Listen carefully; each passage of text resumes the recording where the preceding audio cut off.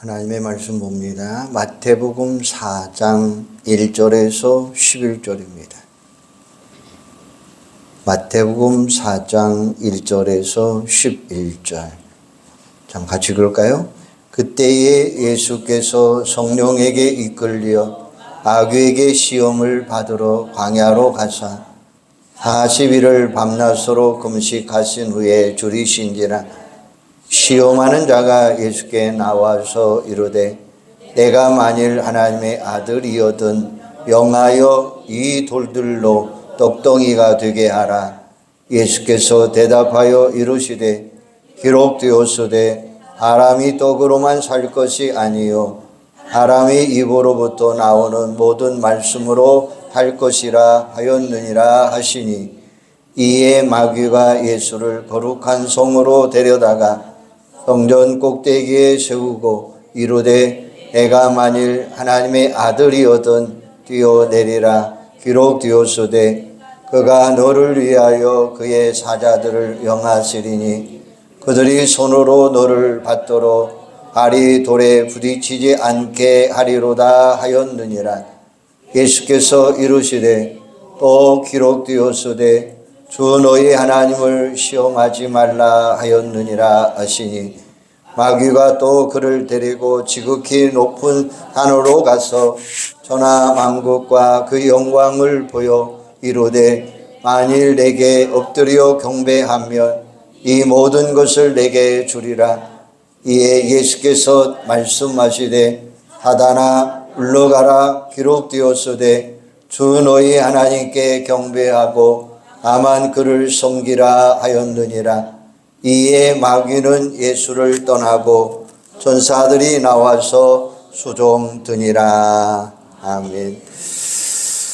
아침에도 이야기했지만 사순절은 기독교 신앙 속에서 가장 중요한 절기입니다. 사순절은 부활절 전주일을 뺀 40일간을 의미하고 있습니다.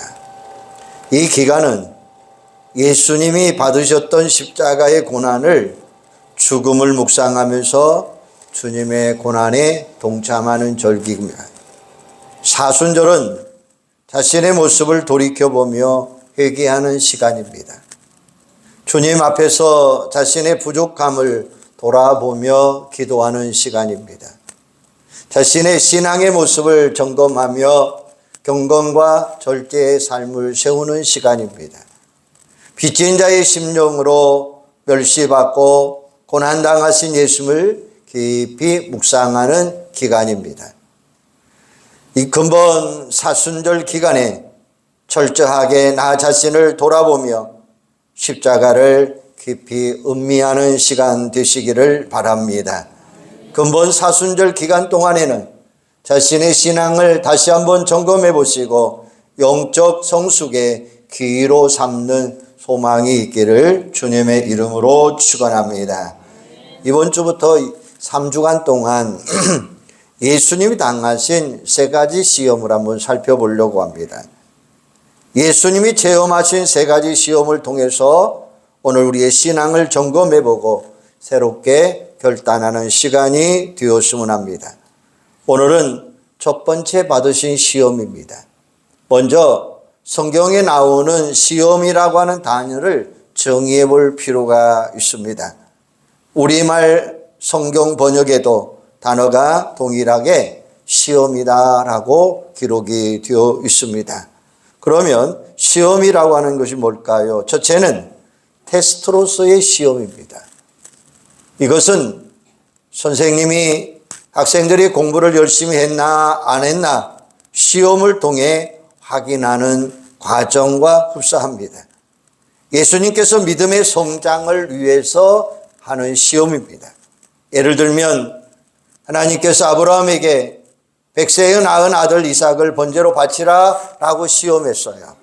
이것이 아브라함의 믿음의 순종을 요구하는 시험이었습니다. 하나님의 테스트에 시험하는 비결은 순종입니다. 지금 여러분 가운데 하나님의 테스트를 거치시는 분도 있습니다. 믿음으로 순종하시기를 바랍니다. 더 크고 놀라운 하나님의 은혜의 복을 경험하는 여러분들이 되기를 바랍니다. 두 번째는 시련과 연단으로서의 시험입니다. 우리들이 신앙생활 바르게 할 때 종종 시련을 당합니다. 감당하기 어려운 시험을 당한다는 거예요.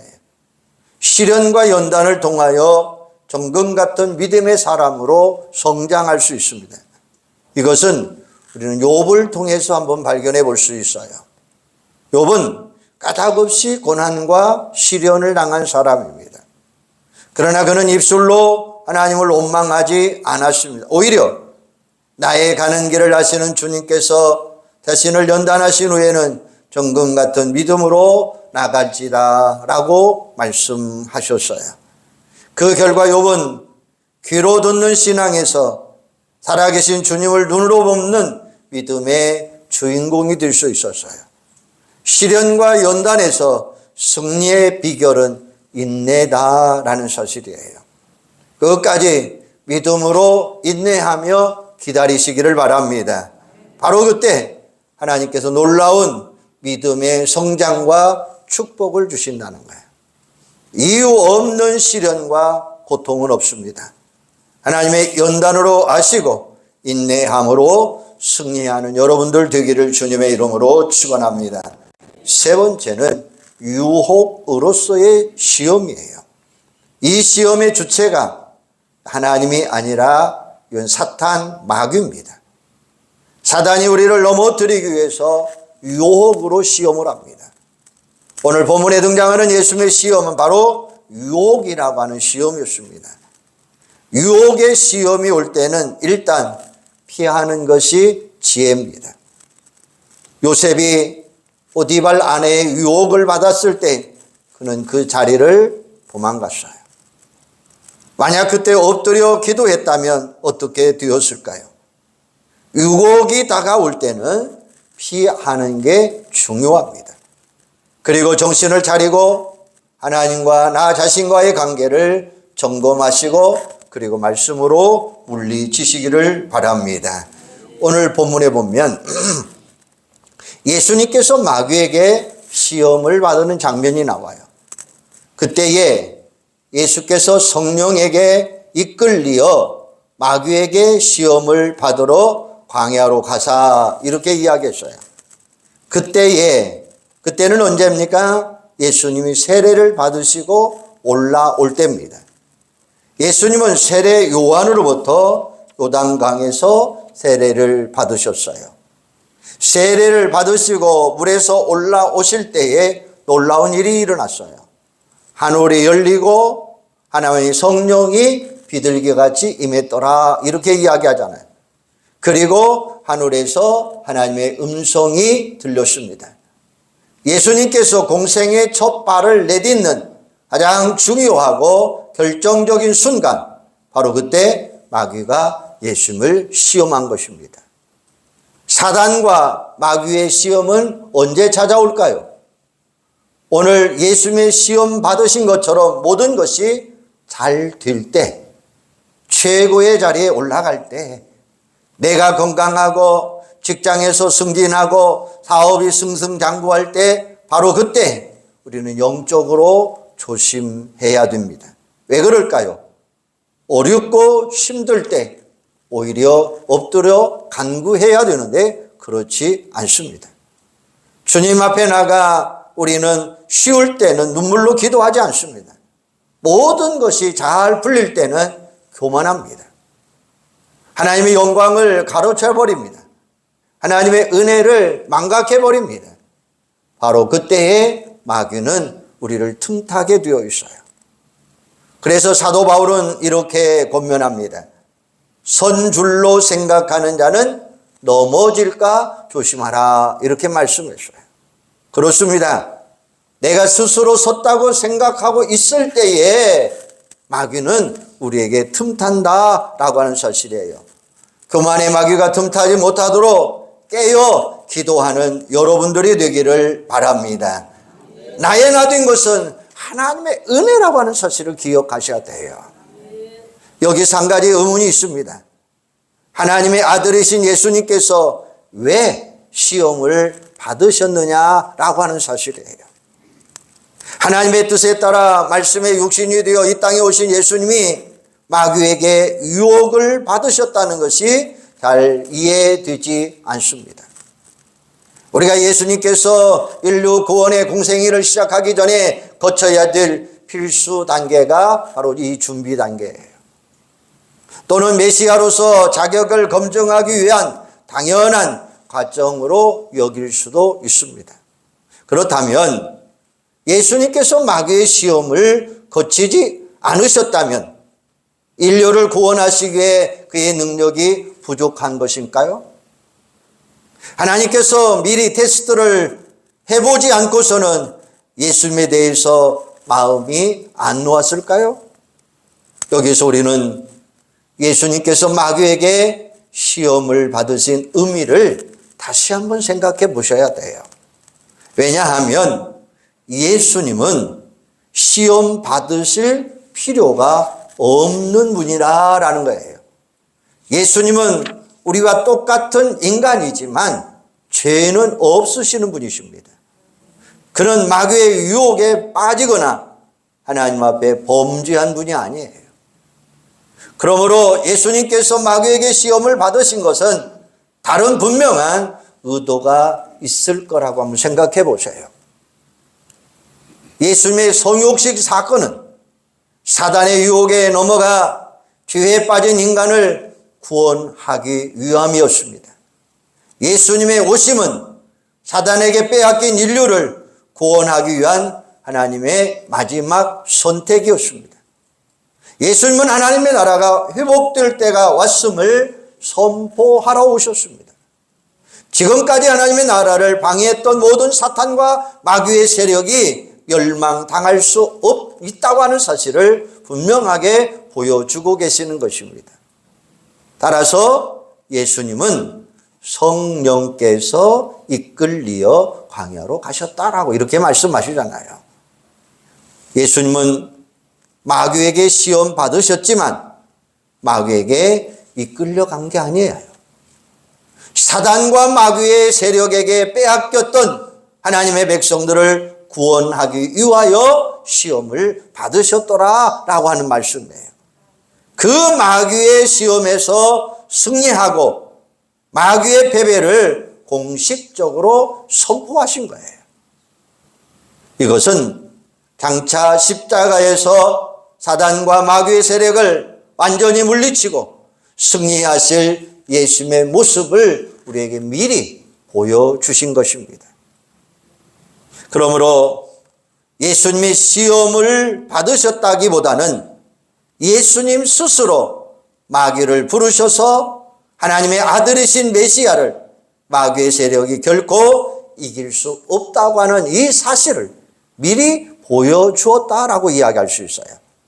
그런 점에서 예수님이 마귀에게 시험을 받으신 것이 아니라 마귀가 예수님에게 시험 받으신 거라고 말할 수 있습니다. 이 사건은 공생의 시작 전에 일어난 일이 아니라 공생의 전체의 결과입니다.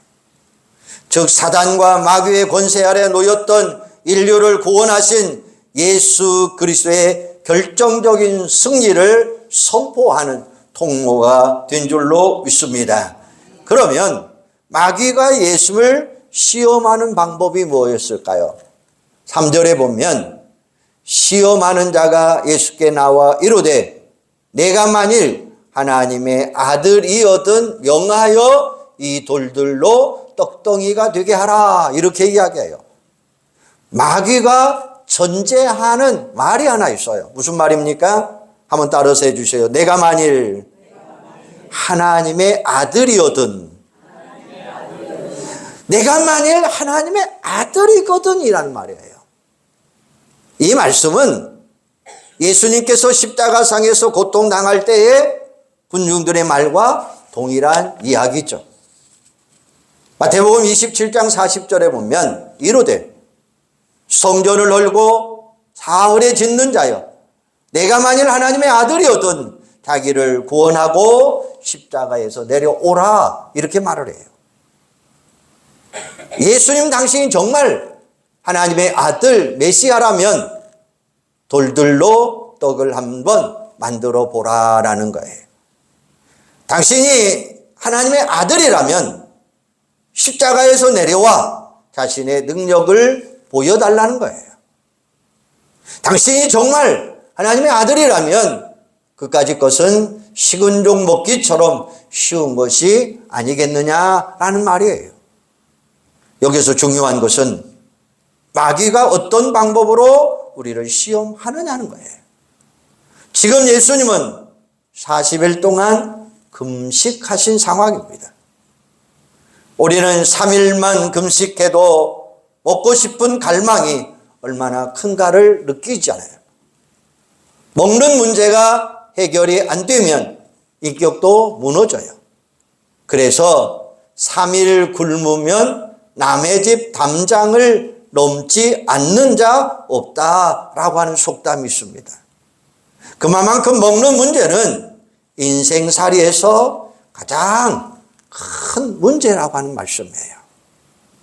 14세기에 벨기에의 네미온드 3세 국왕은 동생의 반역으로 감옥에 갇히게 됩니다.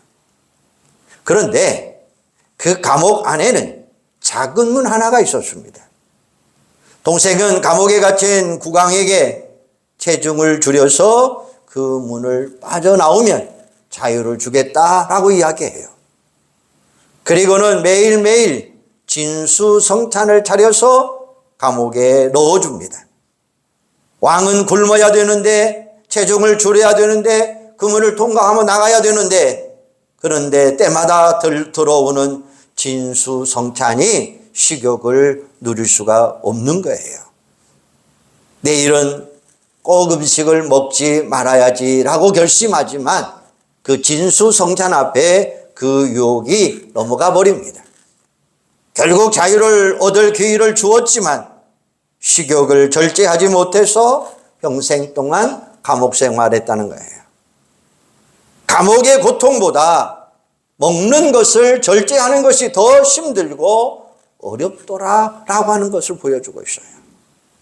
요즘 다이어트를 위해서 위절제 수술까지 한다고 합니다.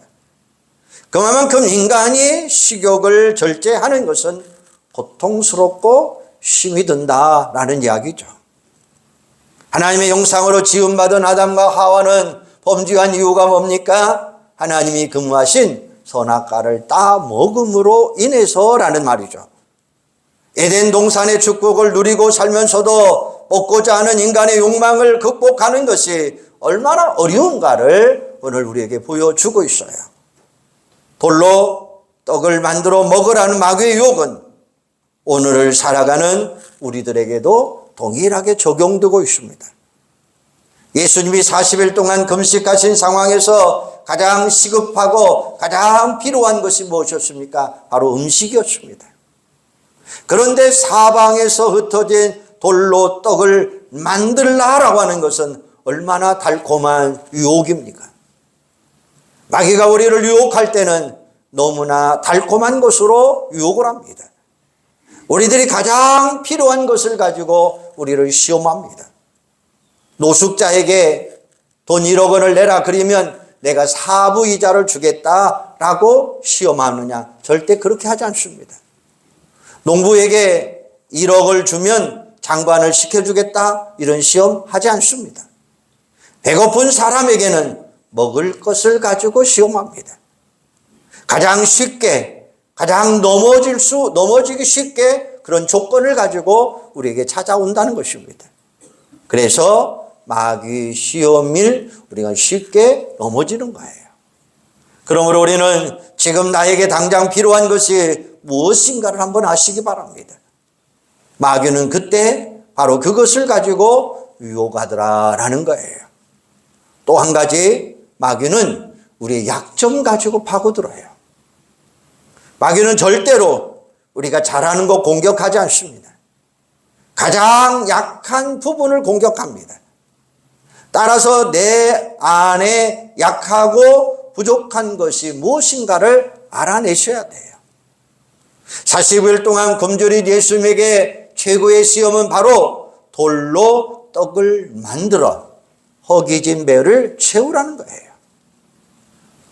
팔레스타인 광야에는 망조각처럼 생긴 석유석이 사방에 깔려 있습니다. 시장길을 느꼈던 예수님은 일순간 그 돌멩이들로 빵을 만들고 싶은 욕구도 충동도 느꼈을 것입니다. 그러나 예수님은 담대하게 물리쳐요. 오늘 본문 4절입니다.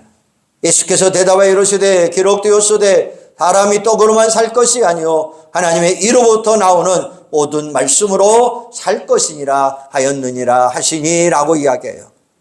신명기 8장 3절에 보면 너를 낮추시며 너를 줄이게 하시며 또 너도 알지 못하게 하며 내 조상들도 알지 못하던 만나를 내게 먹이신 것은 사람이 떡으로만 사는 것이 아니요 여호와의 입에서 나오는 모든 말씀으로 사는 줄을 너희가 알게 하려 하심이라 라고 이야기하십니다. 이 말씀은 하나님께서 모세를 통해서 이스라엘 백성들에게 주신 말씀입니다. 내가 왜 지난 40년 동안 광야의 길을 걸어왔는지 그 이유를 아느냐라는 거예요. 바로 그것은 너희를 낮추라라는 강조예요. 하나님의 말씀에 진심으로 청중하는지를 시험하고자 하는 선포였습니다. 결국 너희는 하늘에서 내리는 육신의 만나를 먹고 사는 존재가 아니라 하나님의 말씀을 먹고 사는 존재가 되어야 된다라고 하는 말씀이죠. 의식주의 기본적인 욕구가 채워지는 것도 중요하지만 하나님의 말씀이 순종하는 것이 더 중요하더라라고 하는 것을 우리에게 가르쳐 주고 있습니다. 여기서 기억되어야 될 것은 인간이 기본적으로 필요한 것은 의식주가 필요하다는, 불필요하다는 게 아니에요. 중요하지 않다는 것도 아니에요. 우리가 생존하기 위해서는 먹고 사는 것이 중요합니다. 건강도 중요합니다. 돈도 중요합니다. 그러므로 우리는 의식주 문제를 해결하기 위하여 열심히 기도하셔야 돼요. 건강과 재물을 위해서도 열심히 기도하셔야 돼요. 여기서 예수님이 말씀하신 의도는 우선순위라는 말씀이에요. 우선순위가 뭐냐는 거예요. 사람이 살기 위해서는 떡이 필요하지만 그게 전부가 아니라는 것입니다. 그것보다 더 중요한 것이 있다는 거예요. 이게 바로 살아계신 하나님의 말씀인 줄로 믿습니다. 마귀의 삶의 우선순위가 뭘까요? 마귀의 삶의 우선순위는 뒤바꿔 놓는 것입니다. 무엇이 필요하고 무엇이 중요한 것을 우선순위를 살짝 뒤바꿔 놓는 거예요. 그래서 우리가 쉽게 마귀의 유혹에 넘어갑니다. 둘 다 필요합니다. 둘 다 중요합니다. 그런데 마귀는 쉽게 그 순서를 살짝 뒤바꿔 놓아요. 이 문제를 예수님께서는 산상보훈에서 이렇게 말씀합니다. 마태복음 6장 15절에서 너희를 위하여 보물을 땅에 쌓아두지 말라. 이유가 뭐냐? 내 보물이 있는 곳에 내 마음도 있느니라 라고 이야기해요. 그리고 나서 너희가 하나님과 재물을 겸하여 섬기지 못하느니라. 너희가 무엇을 먹을까? 입을까? 마실까? 염려하지 말라라고 말씀하셔요. 공중의 새와 들의 백합화를 보라라고 하십니다. 이 모든 것을 먹이시고 입히시는 하나님께서 너희들의 의식주 문제를 책임지지 않겠느냐라고 말씀하셔요. 우리의 모든 필요를 하늘 아버지께서 다 알고 계신다는 거예요. 그러면서 마태복음 6장 33절에 보면 그런즉 너희는 먼저 그의 나라와 그의 의를 구하라. 그리하면 이 모든 것을 너희에게 더하시리라 라고 말씀하십니다. 그렇습니다. 먼저 하나님의 나라와 의를 구하는 삶이 중요해요. 우선순위를 바르게 정하는 것이 마귀의 시험을 물리치는 가장 기본적인 요소가 되는 줄로 믿습니다. 공자 논어에 군자 유어에 소인 유어이라는 말이 있습니다. 군자는 의를 따라 행동하지만 소인은 이를 따라 행동한다라는 거예요. 공자의 말처럼 이를 생각하고 추구하는 것은 잘못된 것일까요? 우리가 열심히 노력해서 돈 벌고 열심히 공부해서 세상에서 명예와 건설을 얻는 것이 잘못된 소인배의 행동일까요? 그렇지 않잖아요. 예수님이 말씀한 것처럼 사람이 떡으로만 사는 것이 아니요 라고 말씀하심으로 떡을 부정하지 않았어요. 예수님이 부정하신 것은 떡이 아니에요. 떡으로만 떡으로만 살려고 하는 것, 떡만 있으면 살 수 있다고 생각하는 것, 이게 부정이라는 거예요. 자신의 이익보다 먼저 의를 추구하면서 산다는 것은 또한 쉽지 않습니다. 무엇을 먹을까, 입을까, 마실까 염려하기 이전에 먼저 하나님의 나라와 의를 구하며 산다는 것은 절대로 또한 쉽지 않습니다. 그것도 어느 정도 먹고 마실 것이 보장되어 있는 상황이면 모르지만 40일 동안 굶주렸습니다. 당장이라도 죽을 수밖에 없는 그런 상황입니다. 먹는 것보다 하나님의 나라와 의를 먼저 생각한다? 이건 절대로 쉽지 않습니다. 그런데 예수님은 그 상황에서도 먼저 하나님의 말씀을 생각하라는 거예요. 하나님의 나라와 의를 먼저 생각하라는 거예요. 급하다고 수단과 방법을 가리지 아니하고 우선 먹고 보자는 식의 생각을 하지 말자는 거예요.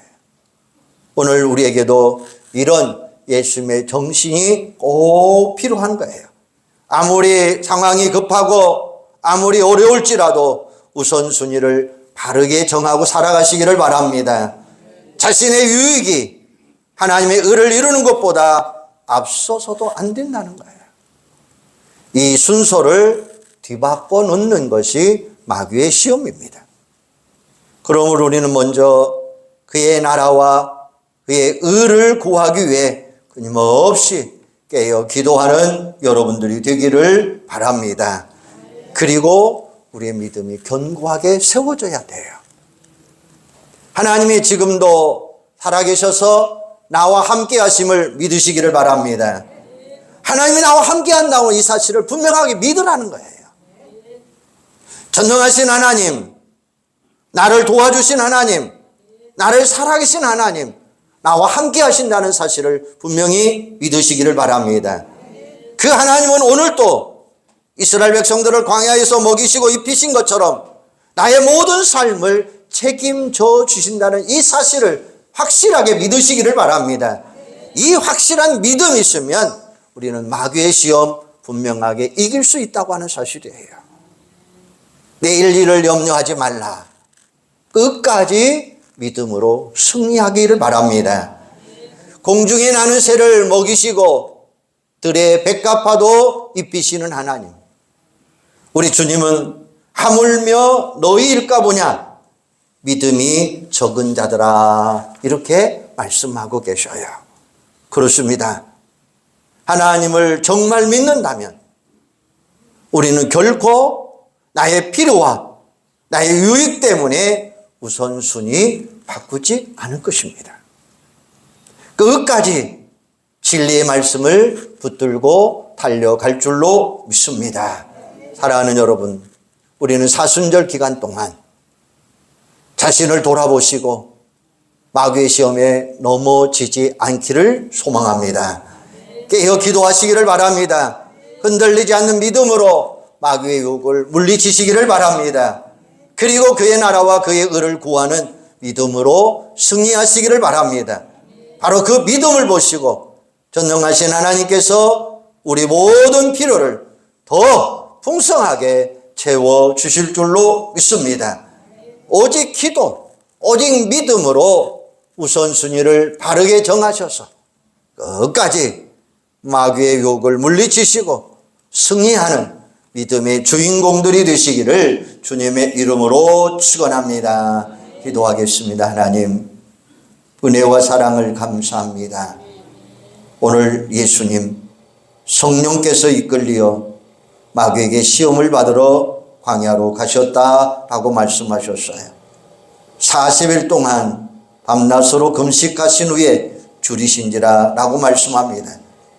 이 돌들로 떡덩이가 되게 할 수 있느냐라고 말하면서 내가 만일 하나님의 아들이거든 이 일을 할 수 있느냐 이렇게 말씀합니다.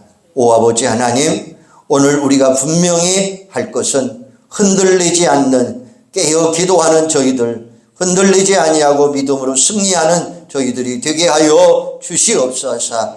어떤 마귀의 유혹이 온다 할지라도 넘어지지 아니하고 믿음으로 승리하게 하시고 믿음으로 이길 수 있도록 축복하여 주시옵소서. 아버지 하나님은 믿음으로 우리를 보시고 전능하신 하나님께서 우리의 모든 필요를 풍성하게 채워 주실 줄로 믿습니다. 그의 나라와 그의 의를 바로 구할 수 있는 복되고 귀한 자들이 다 되도록 성령님 함께하여 주시옵소서. 예수님의 이름으로 기도하옵나이다. 아멘.